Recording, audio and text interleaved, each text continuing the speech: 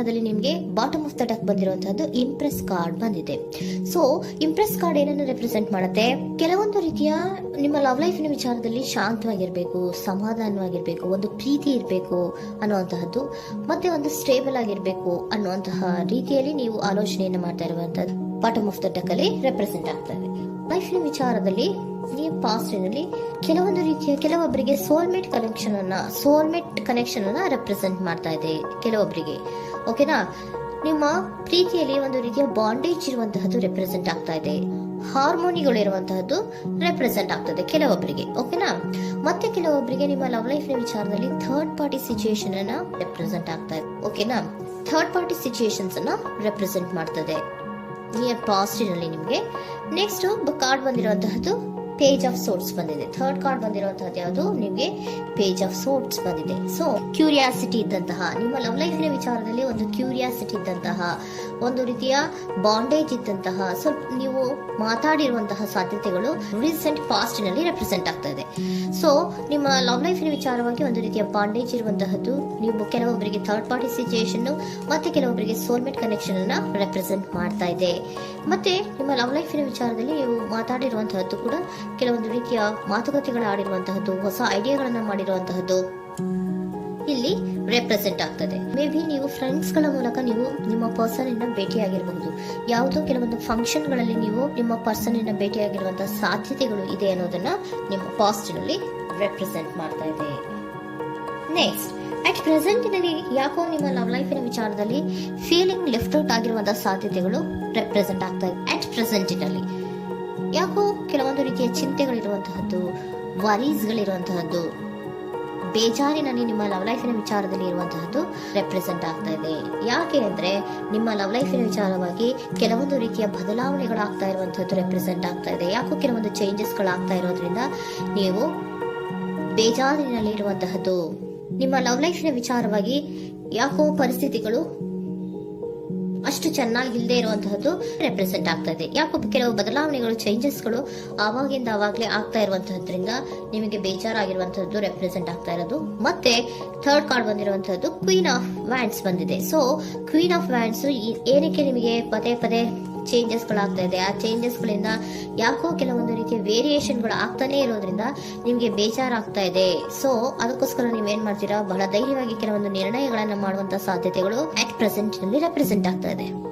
ಬಹಳಷ್ಟು ಧೈರ್ಯದಿಂದ ಇಂಡಿಪೆಂಡೆಂಟ್ ಆಗಿ ಕೆಲವೊಂದು ನಿರ್ಣಯಗಳನ್ನ ಮಾಡಬೇಕು ಅನ್ನುವಂತಹ ಆಲೋಚನೆಗಳನ್ನ ಮಾಡ್ತಾ ಇರುವಂತಹದ್ದು ರೆಪ್ರೆಸೆಂಟ್ ಆಗ್ತಾ ಇದೆ. ಯಾಕೆ ಅಂದ್ರೆ ಆವಾಗಿನಾಗೆ ನಿಮ್ಮ ಲವ್ ಲೈಫಿನ ವಿಚಾರದಲ್ಲಿ ತುಂಬಾ ಏರುಪೇರುಗಳಾಗ್ತಾ ಇರೋದ್ರಿಂದ ಆ ವಿಚಾರದಲ್ಲಿ ಸ್ವಲ್ಪ ಬೇಜಾರುಗಳು ಇರುವಂತದ್ದು ರೆಪ್ರೆಸೆಂಟ್ ಆಗ್ತದೆ.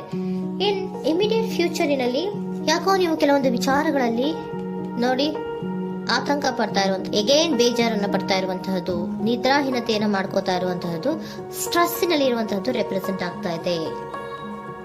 ಕೆಲವೊಂದು ನಿರ್ಣಯಗಳನ್ನು ತಗೊಳ್ಳುವಂತಹ ಸ್ಟ್ರೆಸ್ ಗಳಲ್ಲಿ ಇರುವಂತಹದ್ದು ಕೆಲವೊಬ್ಬರಿಗೆ ಯಾಕೋ ಇಮಿಡಿಯೇಟ್ ಫ್ಯೂಚರ್ ನಲ್ಲಿ ಕೂಡ ರೆಪ್ರೆಸೆಂಟ್ ಆಗ್ತಾ ಇದೆ. ಆದ್ರೆ ಫ್ಯೂಚರ್ ನಲ್ಲಿ ನೀವು ಏನ್ ಮಾಡ್ಬೇಕಾಗಿತ್ತು? ಸೊ ಕ್ವಿಕ್ ಥಿಂಕಿಂಗ್ ಅನ್ನ ಮಾಡ್ಬೇಕಾಗಿತ್ತು. ಕೆಲವು ವಿಚಾರಗಳ ಬಗ್ಗೆ ನೀವು ಫೋಕಸ್ ಅನ್ನ ಮಾಡ್ಬೇಕಾಗಿತ್ತು. ಏನಾಗ್ತಾ ಇದೆ ನಮ್ಮ ಲವ್ ಲೈಫಿನ ವಿಚಾರದಲ್ಲಿ ಅನ್ನೋದನ್ನ ಫೋಕಸ್ ಅನ್ನ ಮಾಡಿದ್ರೆ ನಿಮ್ಮ ಲವ್ ಲೈಫಿನ ವಿಚಾರದಲ್ಲಿ ಕೆಲವೊಂದು ರೀತಿಯ ಫುಲ್ಫಿಲ್ಮೆಂಟ್ಗಳು, ಸಮಾಧಾನಗಳು, ಖುಷಿಗಳು ಇರುತ್ತೆ. ಯಾವಾಗ ನೀವು ಫೋಕಸ್ ಅನ್ನ ಮಾಡೋದಿಲ್ವೋ ಆಗ ನಿಮ್ಗೆ ಮತ್ತಷ್ಟು ಆತಂಕಗಳು, ಬೇಜಾರುಗಳು ಆಗುವಂತ ಸಾಧ್ಯತೆಗಳು ಇದೆ.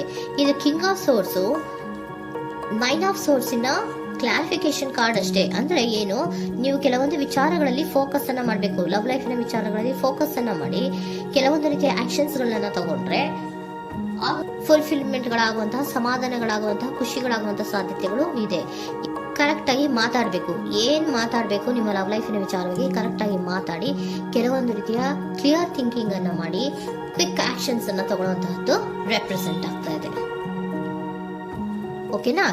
ಇದಿಷ್ಟು ನಿಮ್ಮ ಕಾರ್ಡ್ಸ್ ನ ರೀಡಿಂಗು. ನೆಕ್ಸ್ಟ್, ಏಂಜಲ್ ಗೈಡೆನ್ಸ್ ನಿಮ್ಗೆ ಏನ್ ಹೇಳ್ತಾ ಇದ್ದಾರೆ ಅನ್ನೋದನ್ನ ನೋಡೋಣ. ನಿಮ್ಮ ಲವ್ ಲೈಫಿನ ವಿಚಾರವಾಗಿ ಏಂಜಲ್ ಗೈಡೆನ್ಸ್ ಏನ್ ಕೊಡ್ತಾ ಇದ್ದಾರೆ? ವೇಟ್ ಅಂತ ಹೇಳ್ತಾ ಇದ್ದಾರೆ. ಸ್ವಲ್ಪ ತಾಳ್ಮೆಯಿಂದ ಇರೋ. ಅವಸರದಲ್ಲಿ ಯಾವ ನಿರ್ಧಾರವನ್ನ ಕೂಡ ಮಾಡಬೇಡ ಅನ್ನೋದನ್ನ ಏಂಜಲ್ ಗೈಡೆನ್ಸ್ ಕೊಡ್ತಾ ಇದ್ದಾರೆ. It's up to you. ಇದು ಎಲ್ಲ ನಿನಗೆ ಬಿಟ್ಟಿರುವಂತಹದ್ದು.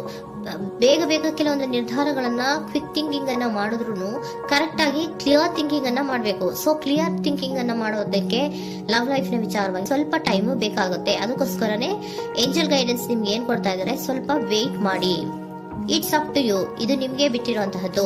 ಪರ್ಫೆಕ್ಟ್ ಟೈಮಿಂಗ್, ಕೆಲವೊಂದು ವಿಚಾರಗಳಿಗೆ ಪರ್ಫೆಕ್ಟ್ ಟೈಮಿಂಗ್ ಅನ್ನೋದು ಅಥವಾ ಡಿವೈನ್ ಟೈಮಿಂಗ್ ಅನ್ನೋದು ಬರಬೇಕು. ಆಗ ಕೆಲವೊಂದು ನಿರ್ಣಯಗಳನ್ನ ಮಾಡಬಹುದು.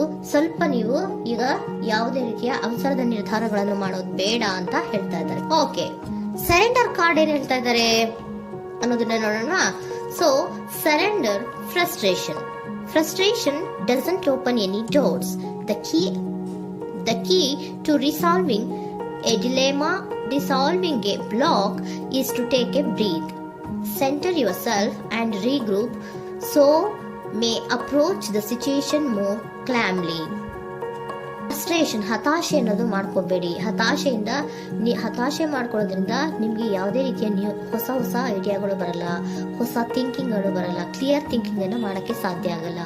ಸೊ ಅದಕ್ಕೆ ನೀವೇನ್ ಮಾಡ್ಬೇಕು, ಫ್ರಸ್ಟ್ರೇಷನ್ ಅನ್ನ ಬಿಟ್ಬಿಟ್ರೆ ನೀವು ಸಮಾಧಾನವಾಗಿ ಯೋಚನೆ ಮಾಡಿ ಕೆಲವೊಂದು ನಿರ್ಧಾರಗಳನ್ನ ಮಾಡಿ ಅನ್ನೋದನ್ನ ಸರೆಂಡರ್ ಕಾರ್ಡ್ ಕೂಡ ನಿಮ್ಗೆ ಹೇಳ್ತಾ ಇದ್ದಾರೆ. ಸೊ ನಿಮ್ಮ ಲವ್ ಲೈಫಿನ ವಿಚಾರದಲ್ಲಿ ಈಗ ಸ್ವಲ್ಪ ನಿಮ್ಗೆ ಬೇಜಾರುಗಳಿರುವಂತಹದ್ದು, ಕೆಲವೊಂದು ಬದಲಾವಣೆಗಳು, ವೇರಿಯೇಷನ್ಗಳು ಆಗ್ತಾ ಇರುವಂತದ್ದು ರೆಪ್ರೆಸೆಂಟ್ ಆಗ್ತಾ ಇದೆ. ಸೊ ನಿಮ್ಮ ಲವ್ ಲೈಫಿನ ವಿಚಾರಕ್ಕೆ ಫ್ಯೂಚರ್ನಲ್ಲಿ ಕೆಲವೊಂದು ಆಕ್ಷನ್ಸ್ ಅನ್ನ ತಗೋಬೇಕಾದ್ರೆ ಸ್ವಲ್ಪ ವೇಟ್ ಮಾಡಬೇಕು, ಕ್ಲಿಯರ್ ಆಗಿ ಥಿಂಕ್ ಮಾಡಬೇಕು, ಅದರಲ್ಲೇ ಆಕ್ಷನ್ಸ್ ಅನ್ನ ತಗೋಬೇಕು ಅನ್ನೋದನ್ನ ಹೇಳ್ತಾ ಇದ್ದಾರೆ. ಓಕೆನಾ?